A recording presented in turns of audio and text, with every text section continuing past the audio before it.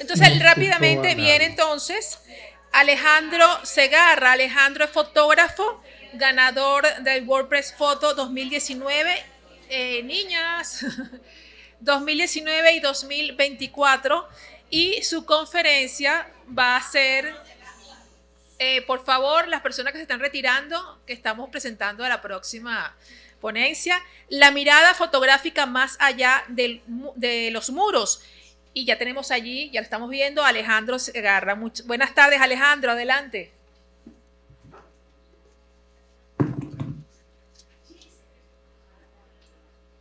Te escuchamos. ¿Alguien que le escriba? No, creo que no sabe. No, no está Ah, escuchando. bueno, ya, por lo visto puedo empezar. Te escuchamos, Alejandro. Bueno, hola a todos, yo soy Alejandro Segarra, espero que me puedan estar escuchando porque no sé si estoy hablando o no. Y bueno, yo soy un fotógrafo venezolano, estoy ahora viviendo en Ciudad de México. Un segundito, a ver, como que sí, me escuchan. Estoy viviendo en Ciudad de México desde hace aproximadamente unos 7, 8 años y bueno, trabajo mayormente para el New York Times, he trabajado también para National Geographic, el New Yorker, AP, Bloomberg, muchos medios en general de la costa este de Estados Unidos.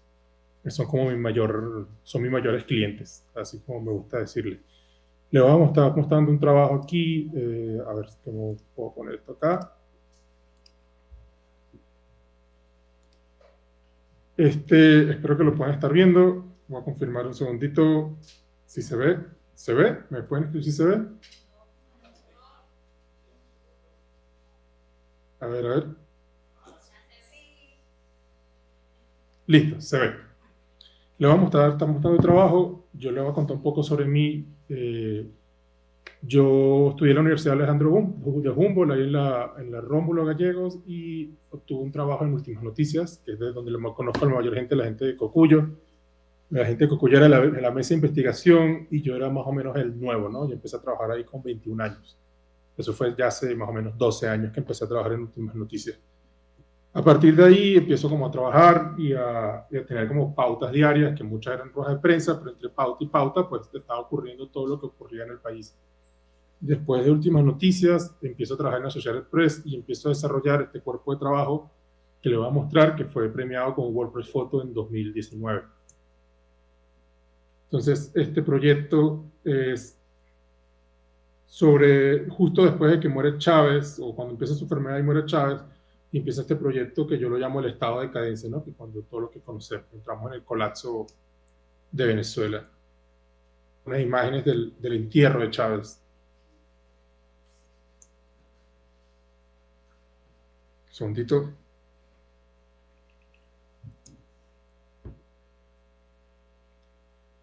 Entonces, este proyecto lo voy desarrollando, un proyecto a largo plazo. Los proyectos a largo plazo son más o menos lo mío, ¿no? O sea, yo tengo mi trabajo como fotoperiodista, donde me llega un encargo, un assignment, como le decimos popularmente, y es mi editor, ahora que está en New York Times, y me escribe, Alejandro, necesito que me hagas una foto sobre migrantes yendo a través de la carretera, etcétera, etcétera. ¿Puedes, por favor, atender eso? Y yo voy atiendo, pero al mismo tiempo voy teniendo mis propios proyectos personales, que a veces como que se solapan con lo que estoy cubriendo o con lo que estoy viviendo, ¿no? Aquí pueden ver, estas son imágenes de la protesta de 2014.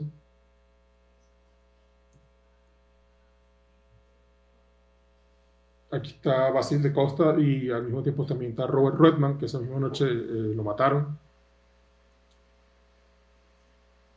Y aquí hay un poco de un juego con el tiempo, no todo, nada de esto es cronológico, ¿no? Esta foto fue hecha en 2014 y esta otra foto fue hecha en 2017, pero a través de secuenciar una foto detrás de otra, puedes como hablar un poco y dar como un discurso propio, ¿no? Como autor, y no nada más como fotoperiodista. Más como documentalista, a veces me gusta llamarme a mí mismo.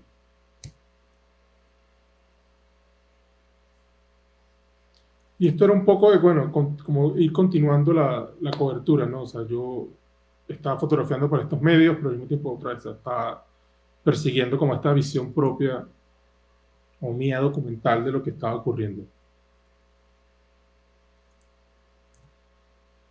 Esto es en la cárcel del Rodeo 2. En aquel entonces, no sé qué pasó, en 2016, fui, 2016, 2015, literalmente fui al Ministerio de Prisiones, al Ministerio de las Cárceles, que estaba controlado por Iris Valera en aquel entonces, y mandé una carta explicando por lo que quería ir y me dieron acceso y me llevaron a Rodeo 2. Todavía no entiendo por qué, pero pues las fotos salieron muy bien y funcionaban muy bien como para lo que yo quería mostrar. Todo un linchamiento en la época en que los linchamientos estaban graves en la zona de los Ruiz y Chacao.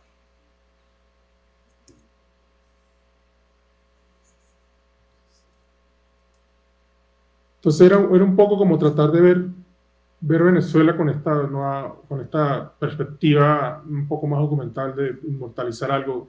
Yo muchas veces lo hacía pensando que el propósito de hacer todo esto era para que nadie lo pudiese negar, ¿no? O sea, si alguien dentro de 30 años o incluso hoy en día trata de negar lo que pasó en Venezuela y lo que está pasando en Venezuela, pues está este registro fotográfico que sirve como de evidencia de algo que no puede ser negado.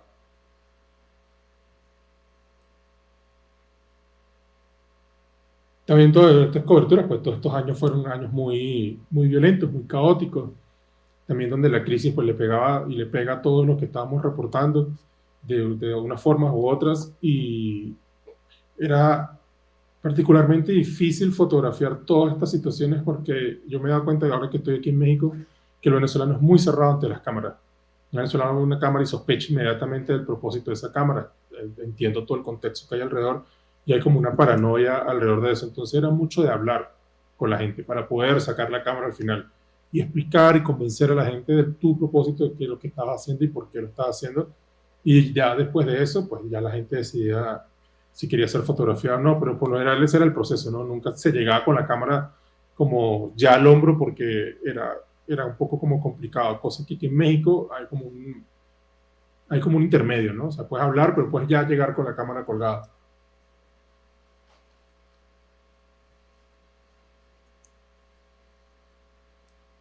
Entonces, todo este proyecto, o sea, 6 años de fotos durante varias etapas de la crisis. Esta ya es la etapa donde ya no había nada de comer, entonces los niños iban a estos comedores comunitarios. Esto fue en Propatria. Y lo único que les pedían que llevara la cuchara, ¿no? Y este niño está como tan feliz de comer que, bueno, o sea, está besando la cuchara. Y esto es cuando las OLP fueron como inauguradas, ¿no? Esta fue una de las primeras OLPs que fue en la carretera panamericana, donde destruyeron una cantidad de casas y porque supuestamente era como el escondite de los paramilitares colombianos y o sea, es la típica excusa, ¿no? Que siempre están buscando paramilitares colombianos debajo de las piedras.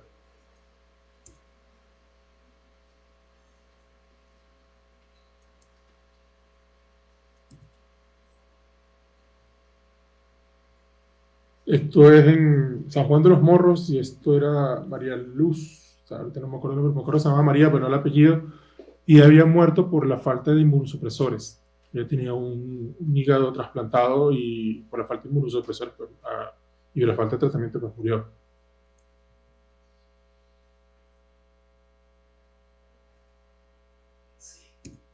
Todas estas fotos, como repito, o sea, yo trabajé en Últimas Noticias, de Últimas Noticias fui a Contrapunto, de Contrapunto al mismo tiempo estaba haciendo el Stringer de Associated Press, entonces estaba como ahí dando, siempre tenía como algún tipo de trabajo. Después de ser Associated Press, estuve como un retainer con el Washington Post.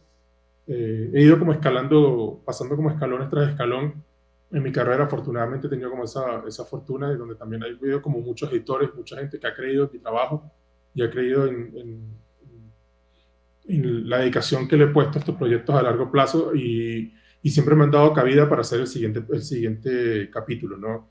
Muchas veces yo voy con un editor y digo, mira, estoy haciendo este proyecto a largo plazo y quisiera expandirlo un poco más. Y quisiera hacer este capítulo en blanco y negro o a color, después yo cambio la foto a blanco y negro.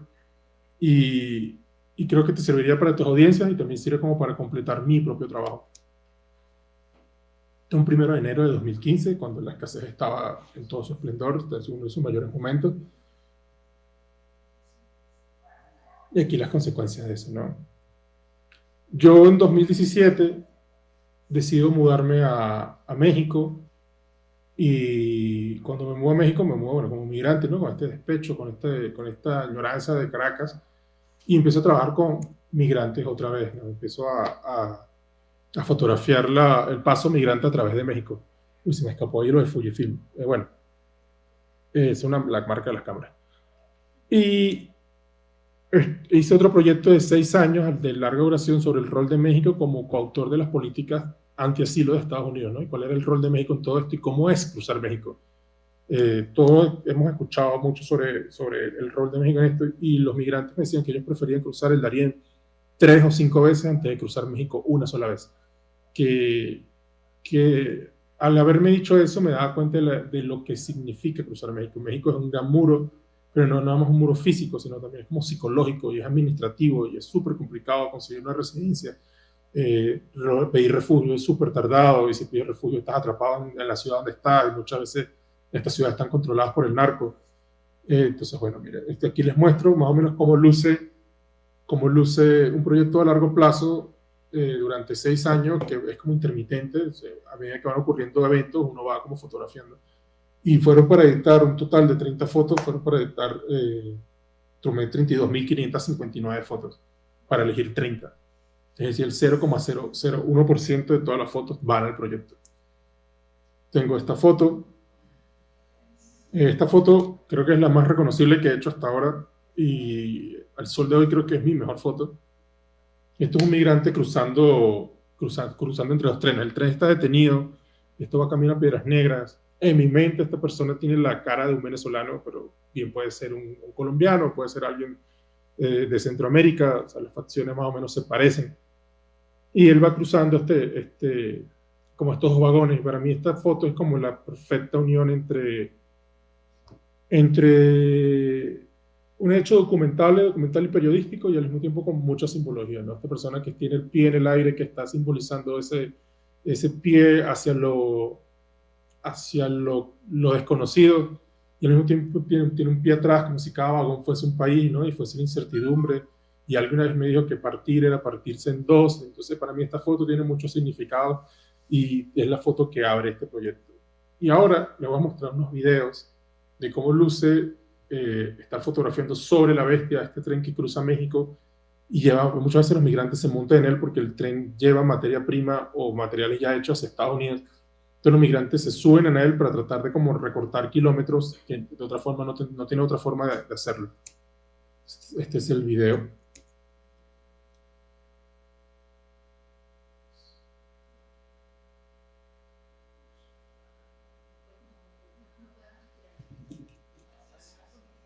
Y esta es la foto que surge.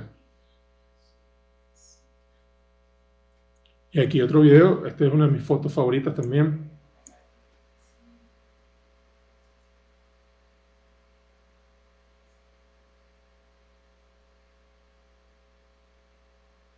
Y esta es la foto que sale de ese momento.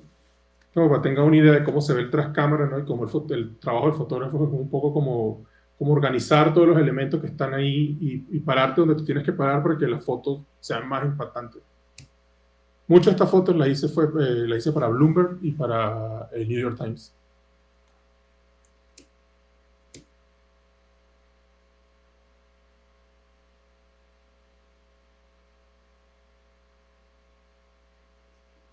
Surge de ese momento. Que también, estas fotos del tren, de ese día del tren, un solo día en el tren, unas cuantas horas, son de mis fotos favoritas.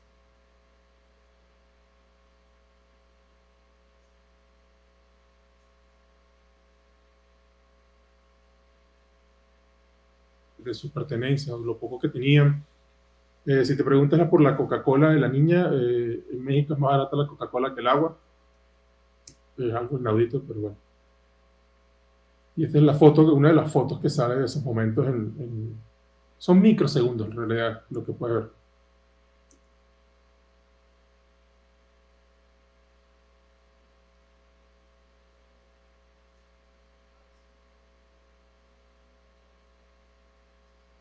Y aquí la foto que sale de este momento, ¿no? Donde podemos ver un poco la longitud del tren. Yo pensaba que el tren era mucho, o sea, que iba a haber mucho hacia adelante, pero la realidad es que apenas me volteé me di cuenta que yo estaba en el principio del tren y no al final. El tren puede creo que medir 3 kilómetros de largo.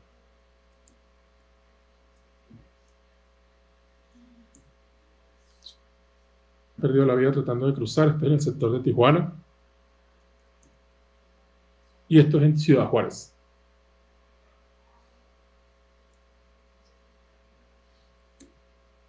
Para hacer este proyecto hubo mucha lectura, ¿no? O sea, también mucha investigación. No es nada más como saltar a los sitios y hacer fotos. Hay también trabajo con Fitzer, con un productor local que conoce y se asegura de que yo no vaya a hacer nada estúpido, como saltar en un tren. Pero bueno, él me puso ahí. Y hay mucha investigación, mucha preproducción, muchos elementos de seguridad. Por ejemplo, no solamente saltar en el tren y ya, había una camioneta con un conductor que habíamos contratado para que nos persiguiera, como en la vía paralela en la carretera, por si acaso ocurría algo, si había una emergencia, si había que bajarse, si había que salir. Hicimos 5 días intentando subirnos al tren, haciendo como guardias donde el tren se para antes de entrar a la ciudad para poder subir. A veces el tren llegaba en la madrugada, no hay foto que se pueda hacer en la madrugada, y también era muy inseguro. Hay otros días donde el tren llegaba y no había nadie, entonces era como un poco esperar y apostar a eso, ¿no? Entonces era como esperar a la mañana y en la tarde salir a hacer otra foto. ¿Cómo balanceas, no? Tienes que tomar constantemente decisiones en el campo, porque una vez mi editor en Últimas Noticias, que es de Iván González, me dijo: mira, yo publico fotos, no publico excusas. Y eso para mí se me ha quedado súper marcado como una forma de afrontar mis trabajos. Son venezolanos momentos antes de cruzar la frontera. Lo que ves atrás en el fondo de la ventana es literalmente Estados Unidos, y ese es el río Bravo. Esta es la Guardia Nacional Mexicana en una redada para detener migrantes. Y este otro descansando, flotando en un río que estaba un poco crecido y había como una corriente un poquito fuerte, pero lo suficientemente suave como para echarse a flotar y descansar. Son migrantes, niños migrantes, en una carpa que antes era un comedor comunitario, y cuando pegó el COVID, pues abandonaron el comedor y estas personas quedaron como a la deriva. Y de nuevo, pues ahí puedes ver las Coca-Cola, que lo que hacen es que las revendían dentro del campamento migrante. Y esto también, ella salió de Venezuela cargando a su hijo y lo cargó desde Venezuela hasta la frontera de Ciudad Juárez. O sea, son fácil unos 4.500 kilómetros cargando a su hijo para poder buscar la atención médica, porque en Venezuela o en ningún lado encontraban o podían diagnosticarlo. Son migrantes venezolanos también esperando para cruzar la frontera. Desde 2022, la ola de migrantes venezolanos fue mucho el panorama migrante en México, pues dejaron de ser más que todo centroamericanos para ser haitianos y venezolanos, los que trataban de cruzar. A veces todavía los hondureños siguen siendo la mayoría, pero es un flujo, ¿no? Y la mayoría ahora son venezolanos. Es raro fotografiar tu propio acento cuando estás en estas dinámicas, ¿no? Porque tú estás ahí desde una posición de un poco de más comodidad, ¿no? Estás fotografiando, pero yo sé que al final de la noche el periódico me impide quedarme para la noche y yo tengo que regresar al hotel, ¿no? Mientras que estas personas quedan durmiendo a la intemperie. Entonces ahí hay un debate moral y a veces cuesta un poco procesarlo, ¿no? Pero bueno, he aprendido también que las personas que están pasando por esto estarían pasando por esto con o sin mí, y con o sin conmigo dentro de la ecuación de estar ahí con ellos. Entonces yo lo que trato de hacer es ser un fotógrafo empático, donde tomo mucho tiempo para escuchar las vivencias de todo lo que ha ocurrido, que para periodismo puede ser normalmente muy normal, pero en la fotografía tomarse el tiempo, bajar la velocidad, no hacer fotos y escuchar, para muchos fotógrafos es casi como antinatura.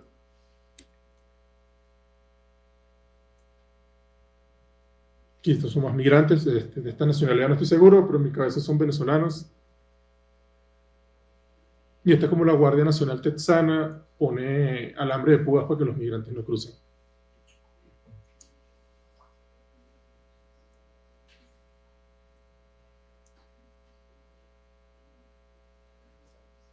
Es un proyecto largo, ¿verdad? La persona que está a la izquierda es una persona que es la representante legal de todos los migrantes que están ahí en esa foto.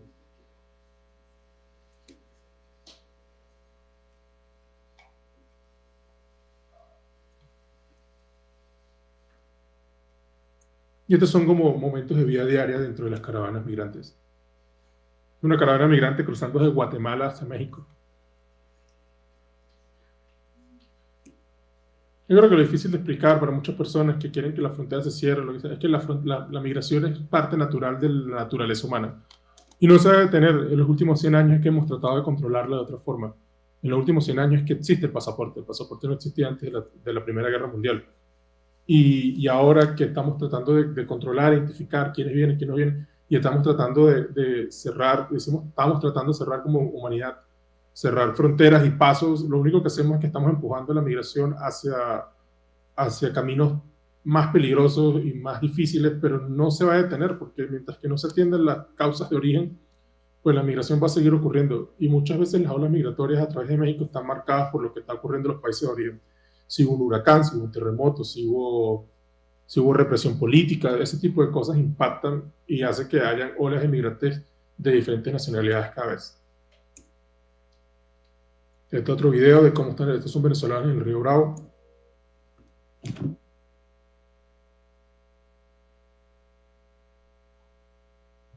Aquí como más fotitos, más fotos de todo el proyecto.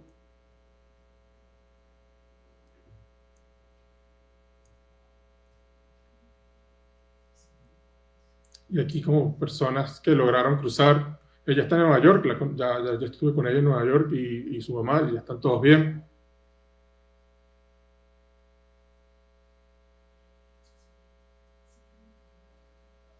Y aquí caminando con ellos. Ya para el final cruzar. Y este es el día siguiente, ya después de pasar toda la noche en intemperie durmiendo al lado del muro. Bueno, sí, entonces ha sido un proyecto de 6 años y ya como para cerrar esta última fotito, espero que lo puedan ver. Va a estar en el WordPress Photo. Este proyecto también fue galardonado con el WordPress Photo en proyectos a largo plazo, el proyecto a largo plazo del año.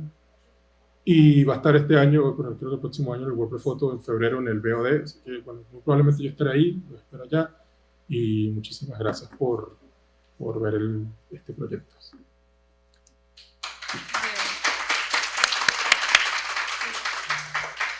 Yo creo que esta última parte estuvo bien cruda para los que estamos acá. Gracias Alejandro, de verdad que tremendo programa, ponencia de Alejandro Segarra. Y bueno, y con esto ponemos punto final a esta invitación de la 5ª edición del Festival Cocuyo.